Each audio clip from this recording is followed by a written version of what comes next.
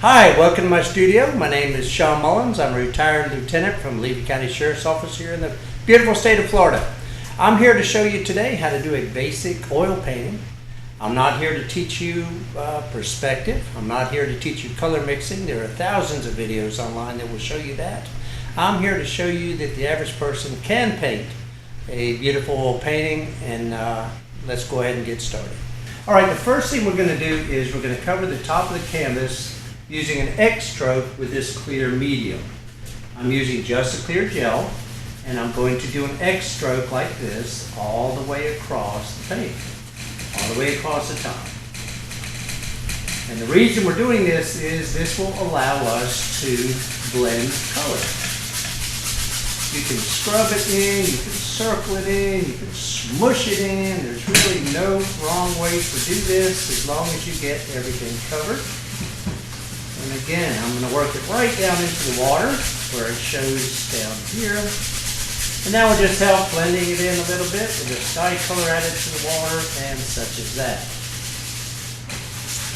Now we'll take a quick look from the side here and make sure we got it covered. And then we'll move forward. A little bit more here. Again, take your time with this. Look at it from the side. Make sure you get it all covered. And let's go ahead and look again. And that looks great. Now, I encourage you at this point to take a picture of your painting because it's perfect. So be sure to do that. Now, I'm going to wipe my brush out the best that I can to get the gel out.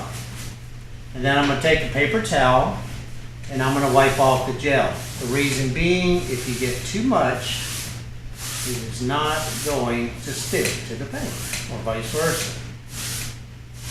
Just give it a quick wipe off. You'll see it comes off on the napkin. Perfect. Then we can throw that away and let's get started. So you're using the same brush you just put the gel on. I'll pull my paints out. I'm going to start with some Prussian Blue. I'm going to start this up here on the top right corner. And I'm doing circle strokes. Notice there's no real rhythm or anything that I'm doing. I am just doing circle strokes, smushing in, and again, I'm just adding the paint. I'm doing circle strokes. It is okay to leave some of these gaps like this that you see here as you work it down towards your horizon. When you do horizon, one of the biggest mistakes that people make is they stop exactly halfway. You should never be halfway. You should always be just above or just below. Today I'm going to go just below. Notice I'm just swirling. Swirling, swirling, swirling, swirling. And then I'm just going to scrub it in here. I'm going to give you an arm workout today. And I'm going to get a little bit more paint.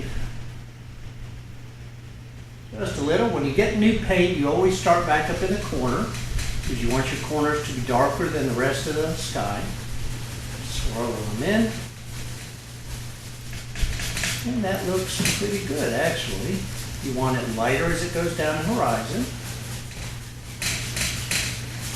And you can scrub it like this. We can get the harder spots. Scrub up here. You're not going to hurt these brushes. They are really good brushes. And what we're trying to do is just to get the blue sky in. What you don't want to do is continue to do it until it becomes one solid color. That's the last thing that you want. You just want to take your time and scrub it in. Now that we have the sky done, I'm going to come down here. I'm going to add the water. When you add water, you always start from the side, and it is a horizontal stroke, meaning this way.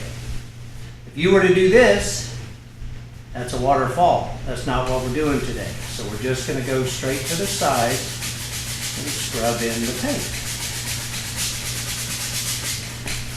just like this, all the way across. I'm going to add a little bit more paint to that. Starting at the side again, and all I'm going to do is scrub it in. Again, this can be as blue as you want it to be, or as white as you want it to be. It's your choice. If you like a lot of color in it, be sure to add a lot of color to it. There's no problem either way. A lot of this over here is covered over. You really won't see it. So really, the only place I'm really concerned with the water here is to be in the middle. But again, I am starting down at the bottom. I'm just going to swish it in like this. Straight horizontal strokes. Very important not to get crooked here.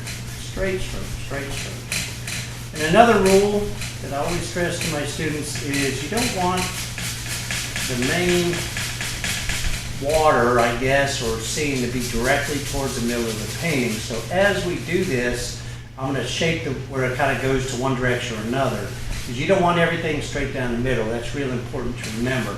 Place things off to the side.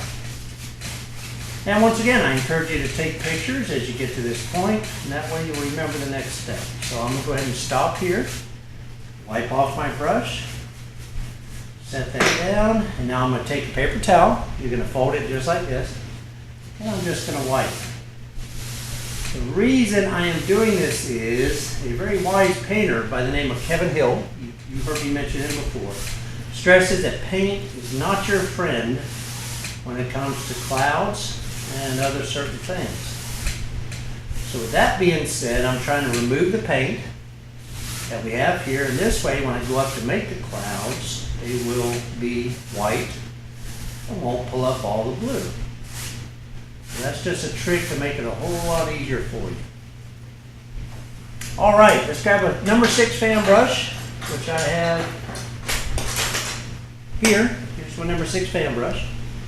And I'm just going to pull through my white, decent amount of paint. Now this can be done with a filbert or a fan brush. And all I'm going to do is I'm going to smush it, start here, smush, and do those strokes like this. That's all I'm going to do. Do that, and then I'm going to come right back using just the bottom. And all I'm going to do is just blend a little bit. What you got to be careful about is making everything so darn straight or symmetrical. For some of us, that can be difficult. There's one set of clouds. I haven't messed with the top of it. I'm going to wipe off my brush. It does pick up a little bit of blue. So I'm going to wipe it off. I'm going to go back into some more white. Now this is the mid portion of the cloud. We're going to go back in and highlight a little bit more. So I'm just going to throw in another one here. Up and down, around, over. There we go. This, blend that back. And just that fast, our clouds are almost done.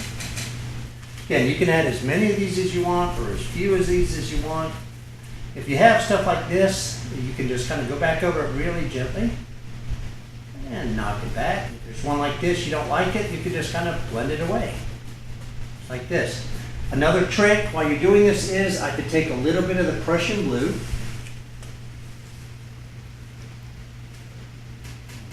Brush here. A little bit of Prussian Blue. If you get it to where it's too white like this, you can come in, wipe off the paint, you don't want too much, kind of come in and swirl some blue right in there. It makes such a difference when you blend that in. Gives a little underside of the cloud, like this, and just blend it and kind of change the whole look of the thing. Painting just by adding some more blue to it. Blend it in real quick. Now I want you to notice how much time I'm spending on these clouds. It's really easy with practice. Again, the key to that is practice. I see a lot of my students, we come in and we make cotton balls, we make clouds that symmetrically come in like this and they meet in the middle. Definitely not what you want to do. And just this quick, as long as it gets brighter at the horizon, just that quick, my sky is done. All right, let's get started. If you see during this point that your clouds need more highlight, as mentioned before, this was a mid color, you can always go back in with a fan brush. I don't really need to, but I'll do it just for camera's sake here. Just kind of come in and add a few more of the bright whites to it, okay? And then just blend those back, leaving the darks under it. And you can just add highlight to it. You can smush some in. I mean, clouds are one of the easiest things to do once you learn how to do them. They really are. Okay, that's done. The next step is I'm going to take a mixture of black, my burnt umber, a little green, and all I'm going to do is decide where my horizon is going to be. Remember what I said before, you want it to be below or above the midway point of the line. So I'm going to start right here. I'm just going to smush it in. All I'm doing is drawing. This brush I'm using is a number 6 angle brush. This is the one brush that we're going to be using for most of this painting. I'm going to show you how to use it in just a minute. It's made by Artist Law. If you get them at Michael's, they're pretty cheap. But I'm just going to throw in this, whatever shape you want it to be. And there is my background base for the cattails.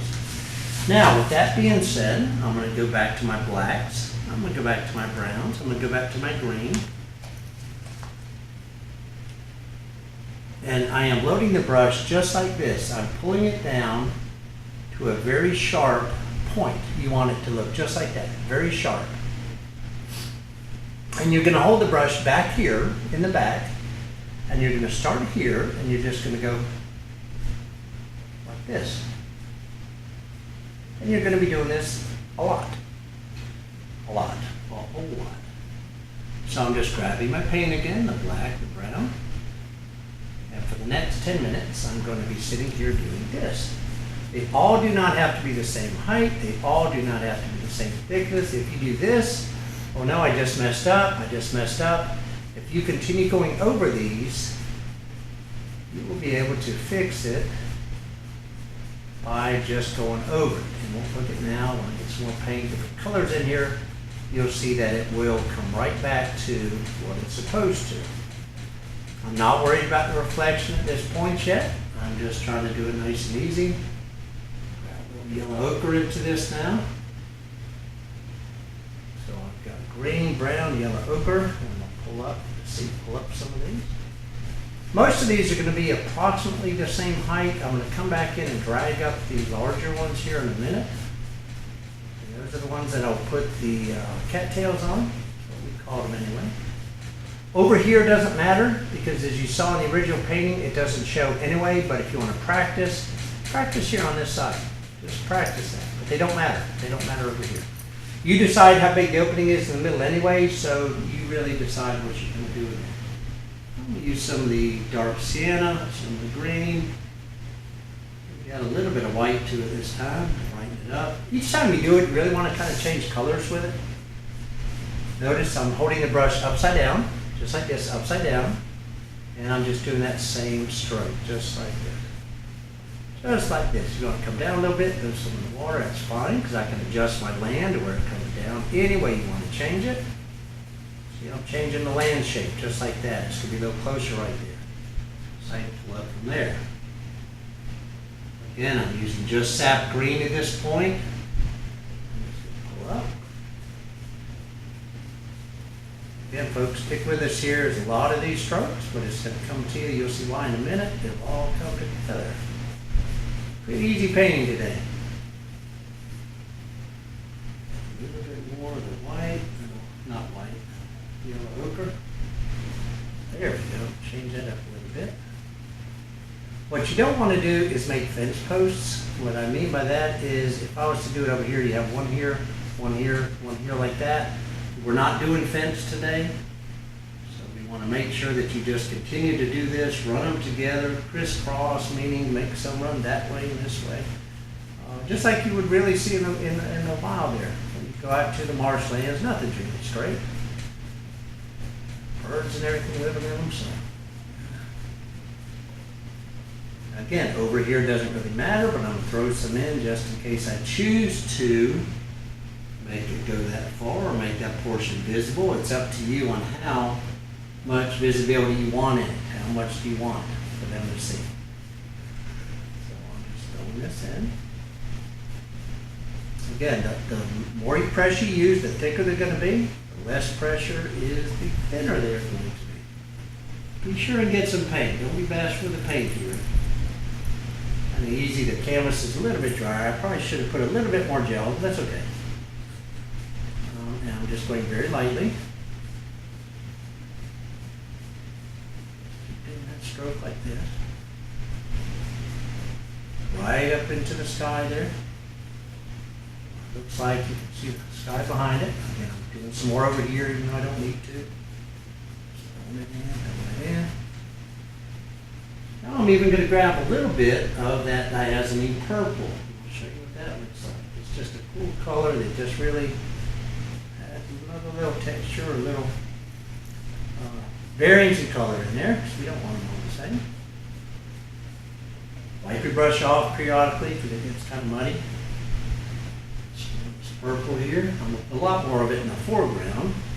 Catch myself easing forward on my brush, that's okay, as long as you're doing a light pressure. That's all right to do, but it is easier to do from back here. And lift up and you get near the top, you get this point. See that point? That's what you want. That's what you want. And if you put, like I said, if you put one in that's too thick, just keep going over it and it will go away. Nothing to it. All right, that's looking like a marshmallow right here. So now, what I'm going to do is, I'm going to pull down my reflection before I get too much farther. So I'm just going to go right back into a little bit of the browns and the greens. And all I'm going to do is just this. Very quickly, I'll flip the brush over now. And I'm just going to pull down. Again, nothing too straight, nothing too crazy. All I'm doing is pulling it down for the reflection.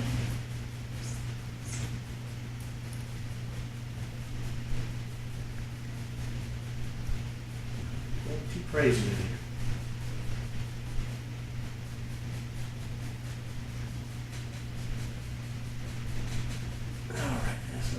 Reflection. I'm going to set that down. I'm going to pick back up my 1-inch brush. It's dirty, that's fine. I'm going to pull straight down from the bottom of where the lamb was going to be. Straight down. And I'm going to brush it across, going all the way across. Just that easy. We have a reflection. I'm going to come in with my palette knife. Doesn't really matter the size, the big or small. I have a small one here, so I use that one. And I'm going to come in and figure out where I want my land. So I'm just going to come in and smush in a little water line here. Again, remember, it does not matter on the sides. I'm just filling it in here. The key to remember when using a palette knife is horizontally straight. Everything you do in the water has got to be horizontally straight unless you're doing some type of waterfall, which we're not today. We're just doing horizontally straight strokes. I'll drag them across like this, sliding it, some big, some small, doesn't matter, just kind of throwing some in. There we go, that's good. If you do one that's too heavy, you can go back over it like this and just knock it back. That's not a problem, you can do that. All right, picking back up with this brush, the same angle brush, I'm going to go into some of the yellow ochre and green, loading it the same way, yellow ochre and green. And this time I'm going to pull some up just a little bit taller. So putting the brush back here, the brush is now upside down. All I'm going to do is take in and let off, making some of these taller. There you go, you don't have to go crazy. This is the background here, midground. Just a couple of them that are bigger.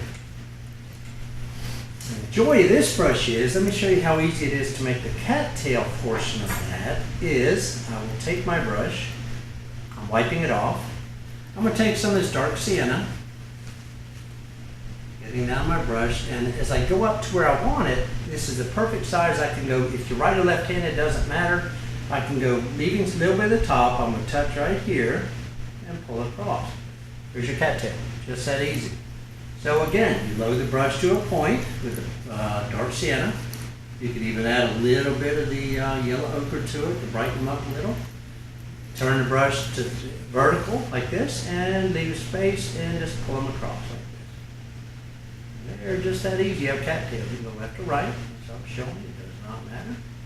I'm not going to go crazy back here. You can put some a little bit lower. They're never going to be all the same height. Just throw a couple in. Those might be hard to see.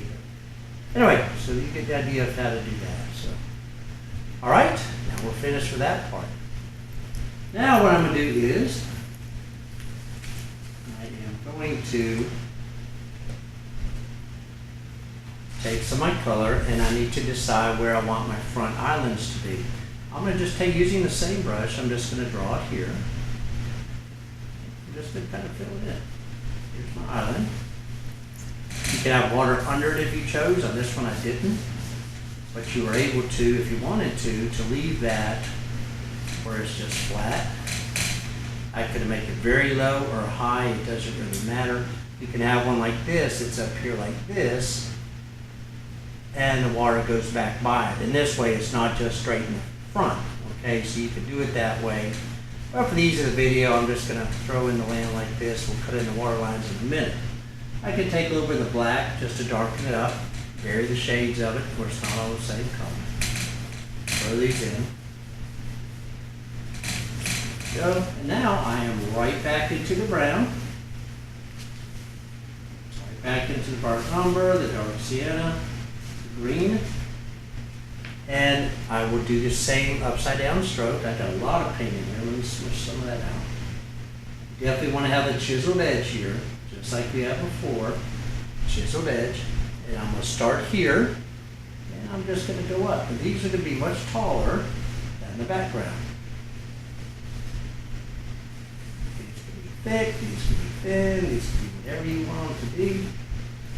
And you just keep going over it until you like the color. Now, each time you unload or load, you want to change the color a little bit. I'm going to add a little bit of black in here. Again, to a chiseled point. Very important to get it to that point. Chiseled point. I'm pulling from this island here and just pulling up and going straight across. Straight up, straight up. I see that one dark spot there. I'll just continue to go over that until I can knock it back a little bit. Up and up and up. Now, the reason it's getting thick right here is, to be honest with you, I didn't put any gel there. So it's kind of hitting on the dry canvas. So as you do this, add a little bit more gel. You got a little bit on your canvas yet. I usually don't do that, but I see a need to do that, where I did not add enough gel to make it work exactly like I would want it to. So if you have to do that, try to do that in the front. I realized that when I put it on that I didn't cover that portion, but thinking back, I did not get it in the middle. I kind of left that open. So again, just more the same stroke, pulling them up. You decide how far over you want to go. As long as it connects where you don't see what's behind it, meaning that I didn't put anything in there, you're in good shape. Going to come up here, do this. I'm going to grab some of that purple, again, pulling it out. Chiseled edge. Pull up. There's a good purple one. There you go.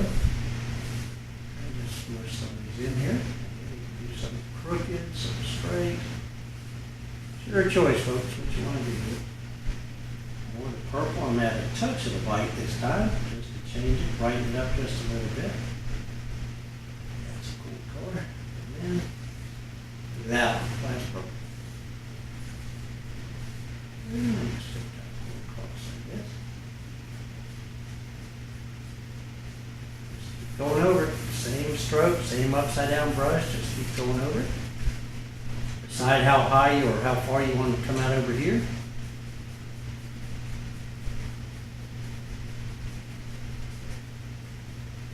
There. Higher.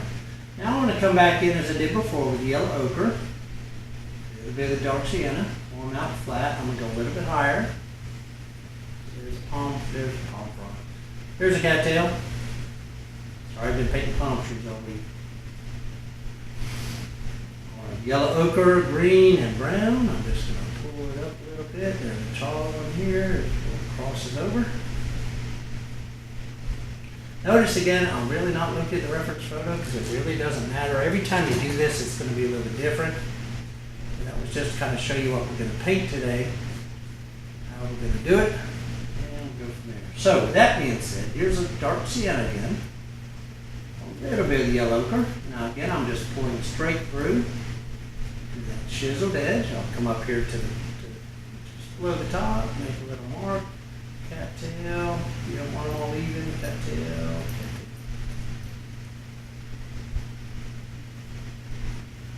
There we go. And we're about done with this side.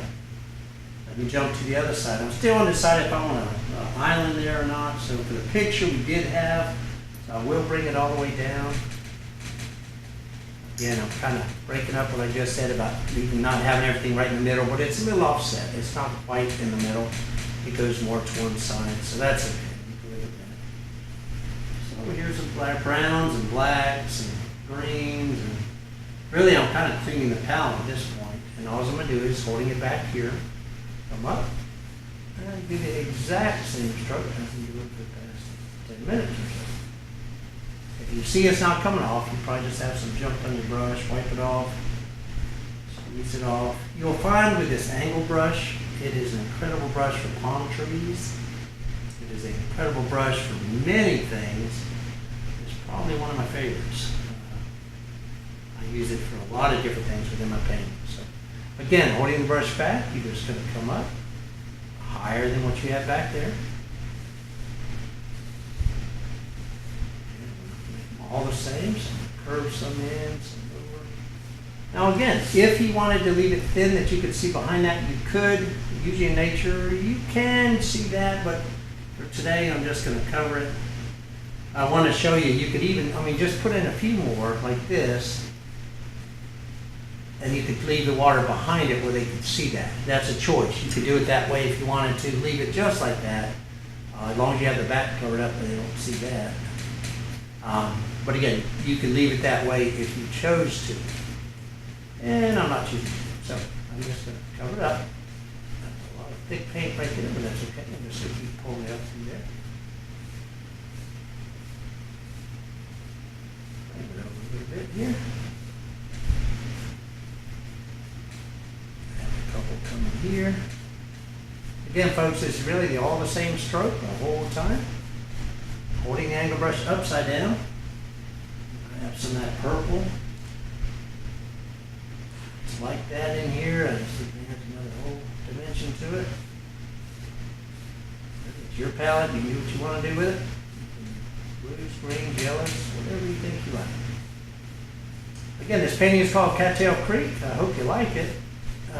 What I will do, and I was talking with my producers, who are sitting behind me yelling at me, that I will gladly offer you a free critique of your painting as you try to do this. I have an email set up. It's called paintingwithlt@gmail.com. paintingwithlt@gmail.com. And if you send me your painting, your try at it, I will gladly give you an honest critique. I will certainly point out the great stuff you've done, and I'll also point out the stuff that you suck at, or that you just need more practice with. But I'll be glad to do that for you either way. And that's the way that we improve. We don't need people to tell us how beautiful they are. We need to, every once in a while have somebody point out what's wrong with it or how it can get better. And that's how we learn. So I'm back into my yellow ochre. And let's do these palm fronds. Palm fronds, I did it again.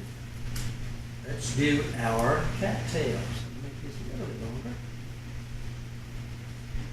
That should be enough. Palm fronds. Cattails. There. Here. Here. And folks, that is about it. Now, when you sign these, I often get asked, or I help my students, since I can't sign it, I can't use a liner brush, I have found the coolest thing. Fill this in here. It's called a paint removal tool. Let me show you what that is. That is this. This is used just as a pencil, where I would come in, and all I would do is go here, and I would just sign.